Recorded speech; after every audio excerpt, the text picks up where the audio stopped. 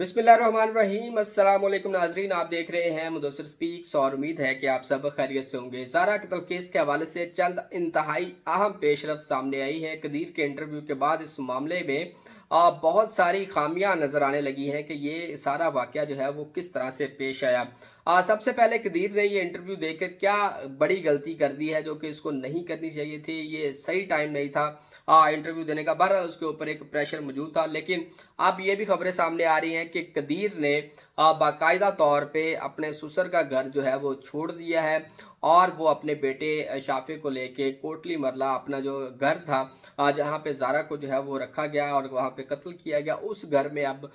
वो चला गया है और वहीं पर रहने का उसने इरादा किया। और साथ ही साथ ये भी खबरें आ रही हैं कि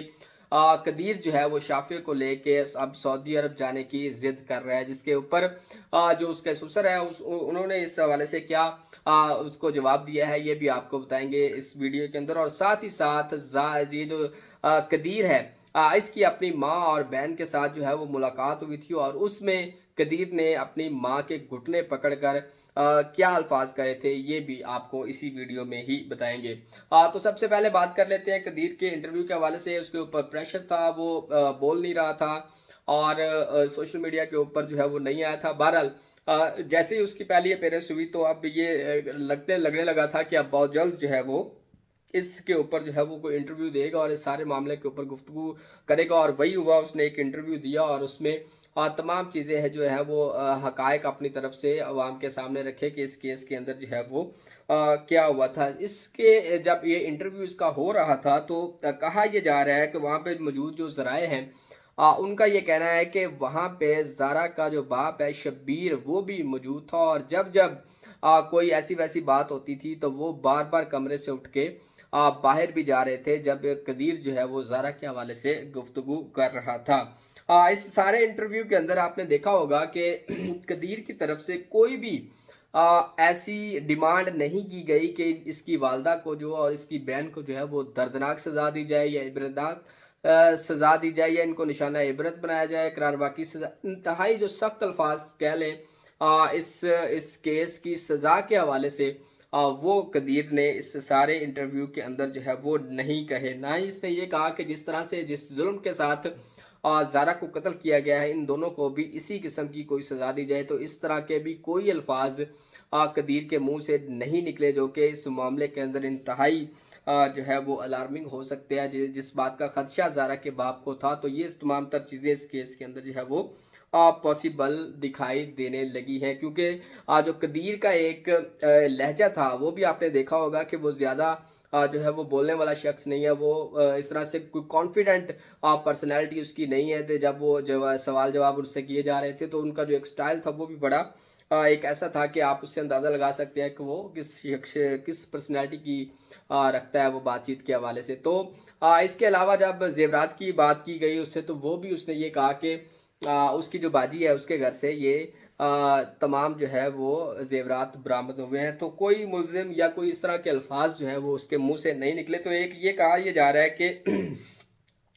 अपनी माँ और बहन के बारे में ज़्यादातर उसने इस इंटरव्यू के अंदर बात करने से गुरेज ही की है और कोई भी इस तरह के अल्फाज भी वहाँ पे इस्तेमाल नहीं किए कि जिससे ये लगे कि वाकई कदीर जो है वो चाहता है कि वो ज़ारा को इंसाफ मिले और उनकी माँ जो और उसकी जो बहन है उसको जो है वो ज़्यादा से ज़्यादा नुकसान उनका हो और उनको सजाएं मिले। इस तरह का कोई भी चीज़ कदीर के बॉडी लैंग्वेज से और उसके अल्फाज से ज़ाहिर नहीं हुआ। बहरहाल इस इंटरव्यू का उसको एक तरह से नुकसान जो है वो कह लें कि वो हुआ है कि वो भी एक तरह से एक्सपोज हो गया है कि उसकी जो एक मोहब्बत है अपनी माँ की तरफ और बहन की तरफ जो है वो ज़्यादा इस वक्त उसका हमें दिखाई दिया है। बहरहाल जो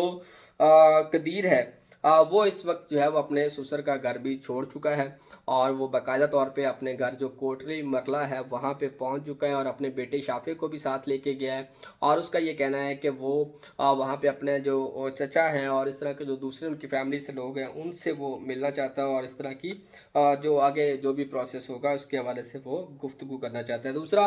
उसने वजह ये बताई है कि वहाँ पे घर के उनके जो है वो ताले वगैरह टूटे हुए थे, अलमारियाँ टूटी हुई हैं और इसका जो शुबा ज़ाहिर किया है وہ یہ کہہ رہے ہیں کہ پولیس کی طرف سے یہ تالے جو ہیں وہ توڑے گئے ہیں، کیونکہ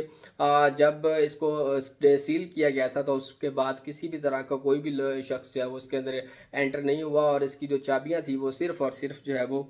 پولیس کے پاس تھی۔ تو اس کا یہ کہنا ہے کہ وہاں سے جو سامان وغیرہ غائب ہوا ہے وہ بھی پولیس نے ہی وہاں سے غائب کیا ہے، یہ کہنا ہے قدیر کا۔ اس کے علاوہ جو کہ دوسرا سامان تھا وہ اس قدیر کی بہن جو ہے وہ یاسمین کے گھر سے برآمد ہو چکا ہے۔ تیسری اہم خبر جو اہم پیش رفت ہے وہ یہ کہ قدیر اب بضد ہے کہ وہ شافع کو لے کے اب سعودی عرب چلا جائے گا، یہ کہنا ہے، اور وہاں پہ وہ کسی میڈ کو رکھے گا جو کہ اس کی جو ہے وہ پرورش کرے گی، اس کا خیال رکھے گی، جو بھی بچوں کی لوازمات ہے اس کو پورا کرنے کے لیے وہاں پہ وہ اس کو رکھے گا۔ جبکہ اس سارے معاملے کے اوپر شبیر جو ہے وہ نہیں مان رہا کہ، اور وہ بضد ہے کہ ان کا یہ بچہ اور ان کے ساتھ ہی رہے گا، کسی بھی صورت کے اندر شافع کو جو ہے وہ سعودی عرب نہیں بھیجا جائے گا۔ لیکن یہ کہا یہ جا رہا ہے کہ 10 سے 15 دن کے اندر، کیونکہ پولیس نے اس کو انویسٹیگیٹ کر لیا ہے، پولیس کو اس نے یہ یقین دہانی کرائی ہے کہ جب بھی پولیس جو ہے وہ قدیر کو بلائے گی تو وہ ہر طرح کی معاونت کرنے کو تیار ہے، جب بھی وہ بلائے گی وہ آنے کو تیار ہے، اپنا سٹیٹمنٹ، اپنا بیان ہر طرح سے آپ پولیس کو جو ہے کے لیے جو ہے وہ اویلیبل رہے گا۔ لیکن آپ کہا یہ جا رہا ہے کہ 10 سے 15 دن کے اندر جو ہے وہ قدیر شافع کو لے کے یا وہ خود جو ہے وہ اب سعودی عرب جو ہے وہ چلا جائے گا، اور اس نے اس حوالے سے پولیس کے جتنے بھی سوالات تھے ان کے جوابات بھی جو ہے وہ ان کو جمع کروا دیے ہیں۔ اب بات کر لیتے ہیں یہ قدیر کی اپنی ماں سے ملاقات کیا ہوئی تھی، اور جس میں یہ کہا جا رہا ہے پولیس ذرائع کی جانب سے کنفرم کیا گیا ہے کہ اس ملاقات کے اندر قدیر نے اپنی ماں کے باقاعدہ طور پہ گھٹنے پکڑے اور یہ کہا کہ انہوں نے یہ حرکت کیوں کی ہے، کیوں انہوں نے زارا کو مارا ہے، اس نے ان کا جو ہے وہ کیا قصور کیا تھا۔ بہرحال وہ اپنی ماں کے گھٹنوں میں بیٹھا رہا، پکڑ کے اس نے یہ کہا کہ آپ نے یہ والی حرکت جو ہے وہ کیوں کی ہے، جس کے اوپر اس کی ماں نے یہ کہا کہ جو بھی ہوا بس اس کے اوپر ان کو کچھ سمجھ نہیں آئی کہ وہ کس طرح سے یہ تمام تر واقعہ جو وہ ہو گیا، اور کسی بھی طرح کے سوال کے جواب جو ہے وہ اس کی ماں نہیں دے سکی۔ لیکن کہا یہ جا رہا ہے وہاں پہ جو ریسورسز ہیں، جو ذرائع ہیں، اور جو لوگ ان کو کور کر رہے ہیں، جنہوں نے یہ سارا معاملہ دیکھا، تو اس میں یہ واضح طور پہ کہا گیا ہے کہ قدیر کی جو محبت ہے ماں کی اور بہن کی، وہ اب واضح طور پہ ان سے آتی جو ہے وہ دکھائی دے رہی ہے۔ تو لگتا ہے ایسا ہے کہ ابھی یا آگے جا کے قدیر جو ہے وہ اس سارے واقعے کے اوپر اپنی ماں اور بہن کا ساتھ دے سکتا ہے۔ تو معاملہ جو ہے وہ اب کچھ الٹ دکھائی دیتا ہے کہ یہ تمام چیزیں بھی اس کے حوالے سے ہو سکتی ہے۔ اس کے علاوہ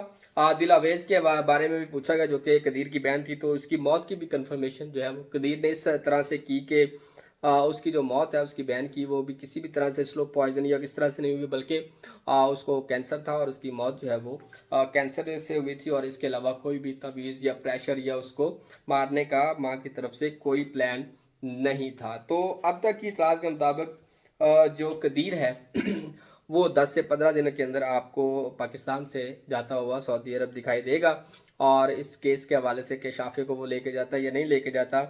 یا جو اس کا سسر ہے شبیر، کیا اس کو وہ اجازت دیتا ہے بچے کو ساتھ لے کے جانے کی یا نہیں، اس حوالے سے جو بھی اپڈیٹ آئے گی وہ بھی آپ کے ساتھ شیئر کریں گے۔ اجازت دیجیے، اللہ حافظ۔